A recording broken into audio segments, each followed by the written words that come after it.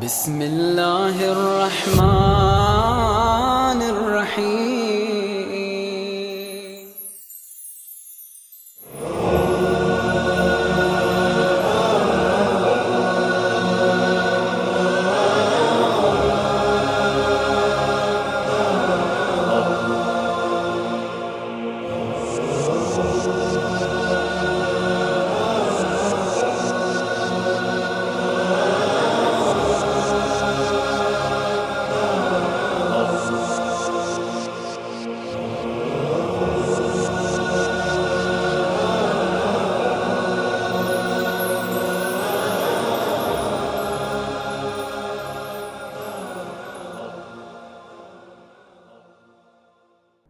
أعوذ بالله السميع العليم من الشيطان الرجيم. بسم الله الرحمن الرحيم وبه نستعين وصلى الله على سيدنا محمد وعلى آله الطيبين الطاهرين. رب اشرح لي صدري ويسر لي أمري واحلل عقدة من لساني يفقهوا قولي. اللهم كن لوليك الحجة بن الحسن صلواتك عليه وعلى آبائه في هذه الساعة وفي كل ساعة وليا وحافظا وقائدا وناصرا ودليلا وأينا حتى تسكنه أرضك توعا وتمطيه فيها طويلا برحمتك يا أرحم الراحمين. Au nom d'Allah, le tout miséricordieux, le très miséricordieux, et paix et bénédiction sur le noble de ses créatures, le saint prophète Mohammed sallallahu alayhi wa sallam, sur sa sainte famille, ses vertueux compagnons et sur celles qui suivront sa voie jusqu'au jour de la résurrection. Que Dieu nous aide, qu'il fasse de nous des musulmans vertueux, qu'il nous guide sans cesse sur le droit chemin. Chers frères, chères sœurs, l'émission de ce jour se porterait sur ce qu'on appelle en arabe hawa nafs, c'est-à-dire la passion, n'est-ce pas, de l'âme. Comme vous le savez, l'être humain dans la vie de ce bas monde, son objectif qu'il recherche, ou l'objectif qu'il recherche, n'est-ce pas, dans ce bas monde, n'est rien d'autre que l'acquisition, n'est-ce pas, de valeurs, n'est-ce pas, morales. L'être humain recherche, n'est-ce pas, comment on appelle, les valeurs morales. Alors, pour acquérir, n'est-ce pas, les valeurs morales, il faudrait que l'être humain puisse, n'est-ce pas, avoir une science. Il faut avoir une science, n'est-ce pas, à laquelle, n'est-ce pas, tu aurais une certaine foi ou bien une certaine croyance, n'est-ce pas, à cette science-là. De deux, fournir l'effort afin de s'adonner ou bien d'avoir en fait un lien étroit, un lien, n'est-ce pas, efficace avec la foi que tu vas, n'est-ce pas, en recevoir. Donc, il faut chercher, n'est-ce pas, une science et une connaissance. À la suite, n'est-ce pas, de cette science-là, croire en cette science et avoir, n'est-ce pas, un lien étroit, n'est-ce pas, avec cette science-là. Alors, cela te permettrait, n'est-ce pas, d'avoir les valeurs morales. Parce que les valeurs morales, comme vous le savez, c'est en fait, ce sont des choses qui résultent de la science et, n'est-ce pas, de la croyance. Donc, normalement, celui-là même qui est savant et croyant doit avoir, n'est-ce pas, une bonne moralité. Et le saint prophète Mohammed sallallahu alayhi wa sallam nous dit: Innama bu'istu li utammima makarim al-akhlaq. J'ai été envoyé pour perfectionner l'institution, n'est-ce pas, des bonnes manières. Alors, comme vous le savez, la foi et, n'est-ce pas, la bonne moralité, les valeurs, n'est-ce pas, morales que l'être humain reçoit est souvent mise face, n'est-ce pas, à des difficultés, face, n'est-ce pas, à des problèmes. Ces problèmes-là, ou bien ces éléments-là, pourraient, n'est-ce pas, entraver, n'est-ce pas, l'acquisition même de la foi. Ça, c'est de deux. Ou bien, une fois que l'être humain même a reçu, n'est-ce pas, la foi, ces éléments-là pourront, n'est-ce pas, faire dissiper, n'est-ce pas, la foi de l'être humain. Parce que l'être humain, il faut d'abord chercher la foi, ça c'est d'un. De deux, il faut fournir, n'est-ce pas, l'effort afin de garder en bonne et due forme, n'est-ce pas, la foi que tu en aurais. Alors, il y a des éléments bien donnés qui pourront, n'est-ce pas, entraver, n'est-ce pas, l'acquisition de la foi, ça c'est d'un. De deux, entraver ou dissiper, n'est-ce pas, la foi que nous avons. Alors que lorsque l'être humain n'a pas, n'est-ce pas, de foi, n'a pas en fait une religion à laquelle, n'est-ce pas, il croit, toute chose, n'est-ce pas, lui serait permis. Alors, quels sont les éléments qui entravent, n'est-ce pas, cela, qui dissipent, n'est-ce pas, la foi, qui sont en fait une barrière contre, n'est-ce pas, l'acquisition de la foi? Les savants nous mettent, n'est-ce pas, en évidence trois éléments qui est en fait la passion, n'est-ce pas, de l'âme qu'on appelle Hawa Nafs, et il y a l'amour également de ce bas monde, et il y a aussi le fait de suivre, n'est-ce pas, le Satan, le fait de suivre, n'est-ce pas, la volonté, n'est-ce pas, du Satan. Alors, on se posait la question de savoir quelle est réellement en fait l'âme. Parce que quand on parle de la passion, n'est-ce pas, de l'âme, alors il faut savoir réellement quelle est, n'est-ce pas, l'âme. Mais bien avant que nous n'abordions, n'est-ce pas, la définition, n'est-ce pas, de l'âme, quelle est, n'est-ce pas, la quintessence ou la nature, n'est-ce pas, de l'âme, permettez-moi de en faire une petite introduction et après lire quelques versets coraniques relatifs, n'est-ce pas, à l'âme, et après aborder un peu la question, n'est-ce pas, de la définition de l'âme. Est-ce que l'âme a fait une définition de sa quintessence ou bien si elle n'en est pas, Inch'Allah, nous allons aborder cela. Vous savez, les savants dans les livres, n'est-ce pas, d'akhlaq, qu'on appelle les livres d'éthique, n'est-ce pas, islamique, à chaque moment, enjoint, n'est-ce pas, l'être humain.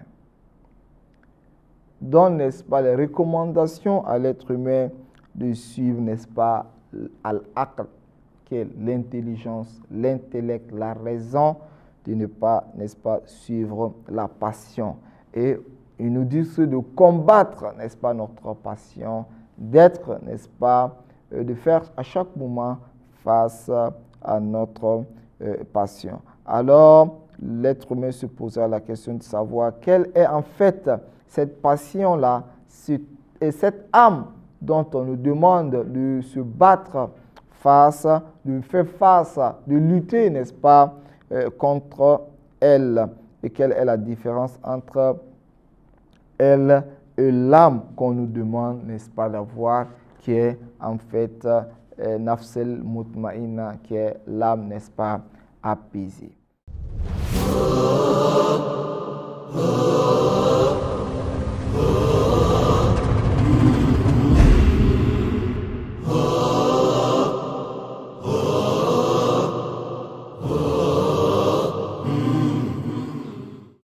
Alors, dans le Saint-Coran, Allah subhanahu wa ta'ala, parlant, n'est-ce pas, de l'âme, nous dit « Alaykum anfusakum » je vous ordonne, je vous enjoins, n'est-ce pas, votre propre personne. Donc, anfus, ici, c'est le pluriel, n'est-ce pas, de nafs. Donc, la sourate Maïda, verset 101.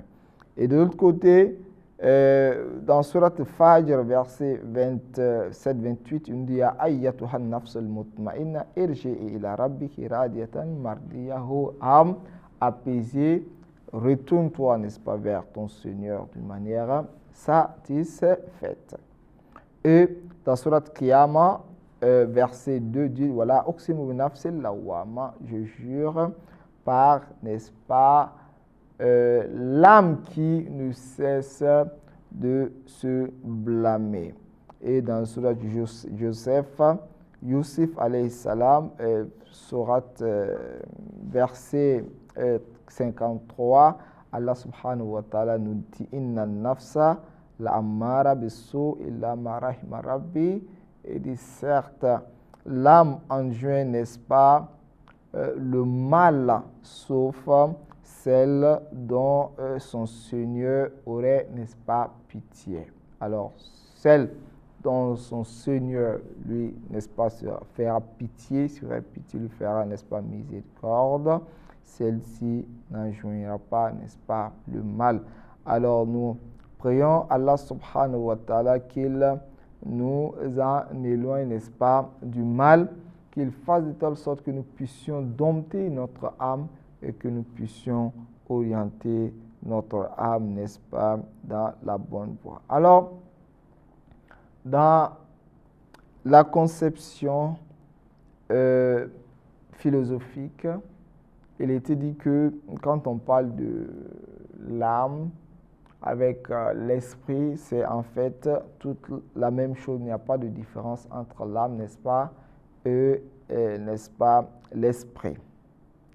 Pour parler de la quintessence, n'est-ce pas, de l'âme.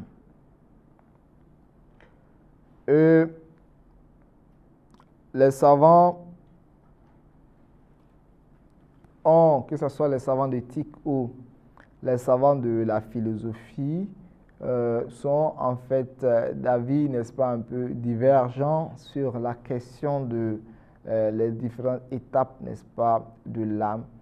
D'autres disent que nous avons deux sortes d'âmes. Il y a l'âme naturelle qu'on appelle al-nafs al-tabi'i, l'âme naturelle, et il y a aussi l'âme spirituelle, al-nafs al-ruhi, ou ghayr al-maddi. Donc deux sortes d'âmes. Et d'autres disent non, que en réalité nous avons qu'une seule âme. Eux, ce sont les étapes, n'est-ce pas, de l'âme qui sont soulignés, n'est-ce pas, dans le Saint-Coran, quand on parle de l'âme apaisée, l'âme qui ne cesse, n'est-ce pas, de se blâmer, comme on appelle l'âme apaisée, l'âme, n'est-ce pas, qui ne cesse de se blâmer, et l'âme qui, n'est-ce pas, ordonne le mal. Ils disent que dans le fond, nous avons une seule âme, pas plusieurs âmes.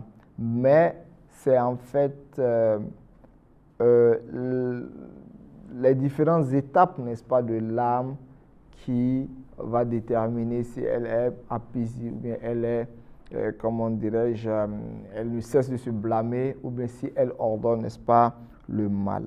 Mais d'autres savants disent que le fait de dire que l'âme, dans le Saint-Coran, et l'esprit ar-ruh sont, n'est-ce pas, la même chose, n'est pas en fait du tout vrai, étant donné que le mot nafs dans le Saint-Coran peut être attribué à Allah subhanahu wa ta'ala, mais en aucune façon le mot ruh ne peut être attribué à Allah subhanahu wa ta'ala qui est l'esprit.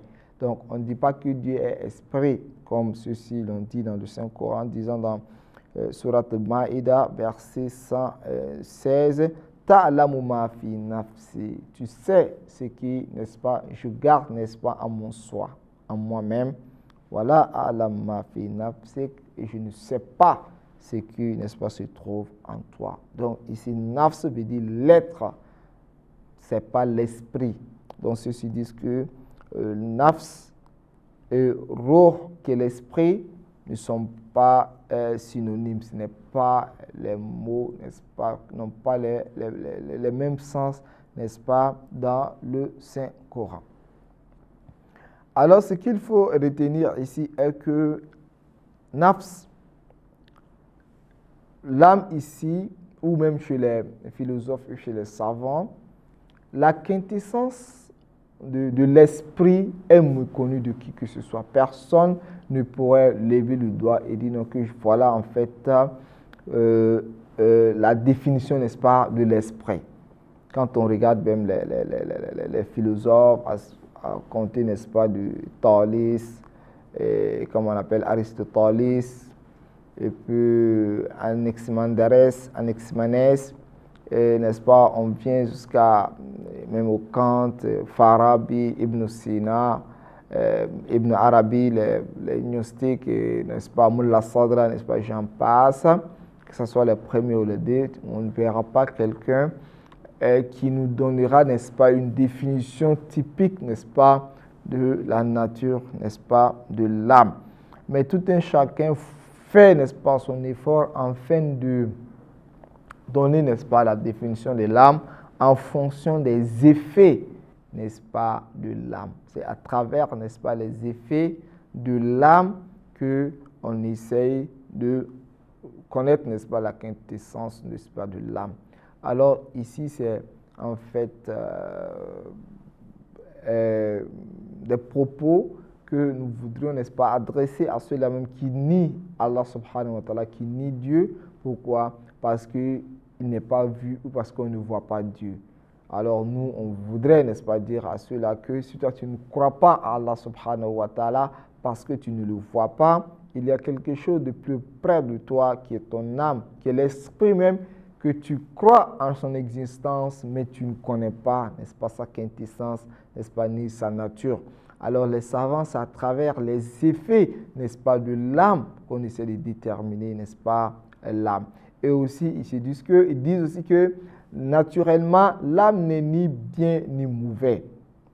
L'âme, c'est en fait une disposition qu'Allah subhanahu wa ta'ala a mis, n'est-ce pas, en l'être humain.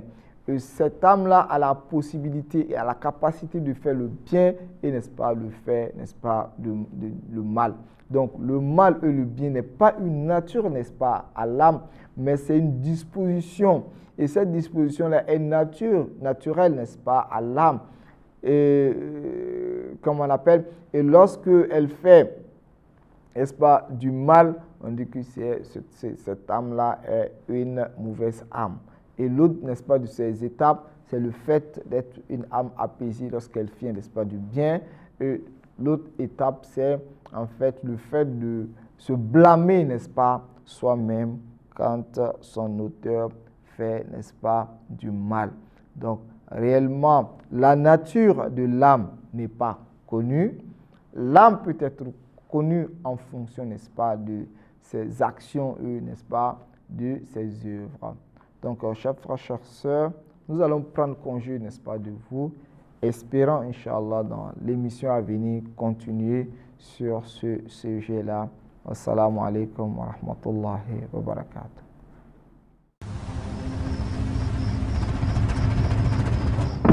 لا إله إلا الله ربنا ورب آبائنا الأولين لا إله إلا الله إلها واحدا ونحن له مسلمون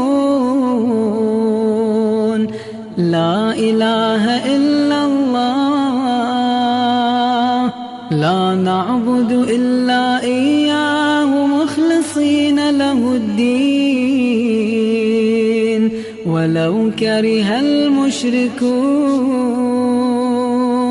لا إله إلا الله وحده وحده